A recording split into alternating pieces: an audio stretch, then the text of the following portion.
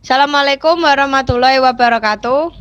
Perkenalkan, kami dari kelompok 6B akan presentasi tentang program kontrol doping.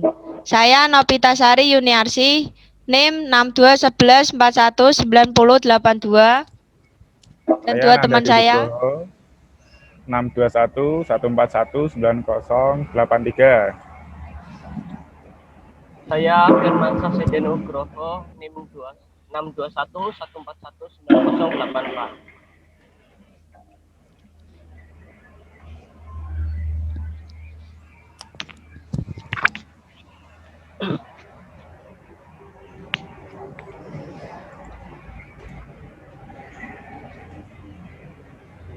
Apa itu doping?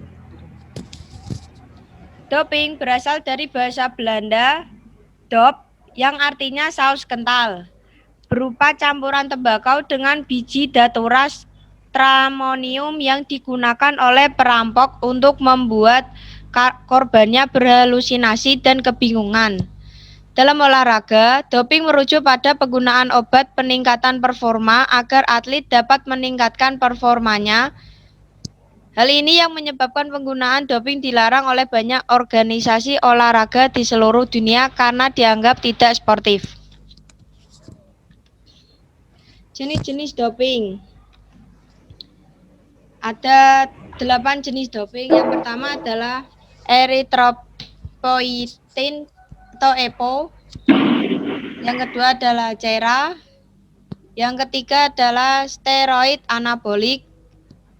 Yang keempat adalah human growth hormone.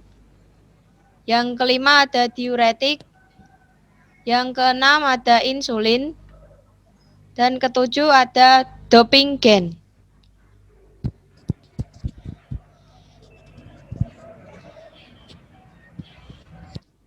Selanjutnya akan dilanjutkan oleh teman saya, Nanda. Kenapa alasan doping dilarang? Yaitu alasannya satu, alasan medis, menyerang kesehatan seorang dan merusak pesaing. Yang kedua, penyebab moral etis, adalah didukung oleh filosofi olahraga, ketidaksetiaan olahraga menjadi lebih penting bagi rata-rata.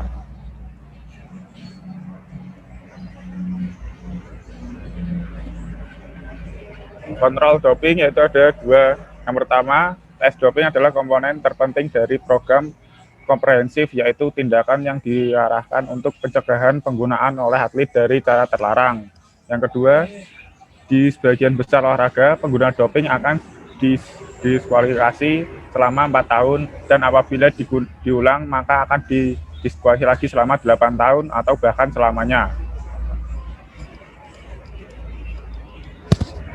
Yang selanjutnya ada proses kontrol doping, yaitu ada beberapa proses kontrol doping. Yang pertama, pilih atletnya. Atlet akan diberitahu oleh petugas kontrol doping yang diidentifikasi dengan benar pada penyedia perekrutan serta atlet dan mendatangi pemberitahuan. Yang kedua, stasiun kendali. Di sini atlet akan membawa dokumen identifikasi dan akan ditanyai beberapa hal. Selanjutnya yang ketiga, pemilihan tempat. Itu nantinya atlet akan memilih tempat yang inginkan memeriksa nomor dan integritas wadah dan sampel urin yang diambil. Yang keempat, mengumpulkan sampel setidaknya dibutuhkan 90 mili urin. Atlet akan membuka pakaian dari lutut ke perut dan dari tangan ke siku untuk memberikan pandangan yang tidak terhalang dari jalannya sampel. Petugas yang berjenis kelamin sama akan mengamati aliran urin dari tubuh. Selanjutnya yang kelima, pemisahan sampel. Mendistribusikan wadah sampel A dan B, menempatkan dulu urin di botol B, kemudian diisi wadah A dan dibiarkan sedikit ke dalam pengumpul.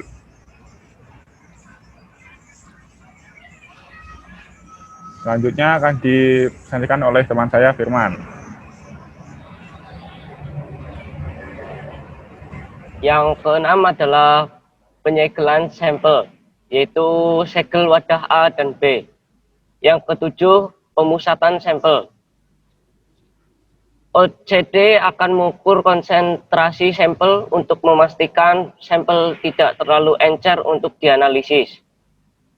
Yang kedelapan, tanda tangan formular, yaitu atlet akan melengkapi formulir kontrol doping, memberikan informasi pribadi, obat yang mungkin digunakan seperti obat resep ataupun suplemen, menuliskan kekhawatiran atau komentar jika ada tentang prosedur pengendalian doping, penyesuaian informasi, nomor telepon, dan kode sampel, menandatangani dan mendapatkan salinan formulir kendali doping milik atlet sendiri. Yang ke-9 adalah analisis sampel. Sampel akan dikirim ke wadah yang terakreditasi dengan sangat rahasia dan akan diikuti untuk memastikan keamanannya.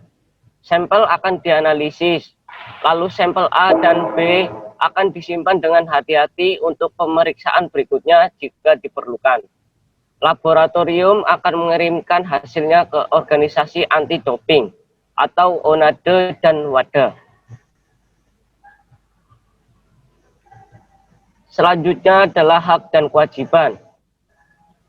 Hak itu memiliki perwakilan dan jika ada seorang juru bahasa meminta informasi tambahan tentang proses pengumpulan sampel, meminta lebih banyak waktu untuk muncul di depan stasiun kendali doping untuk alasan yang sah.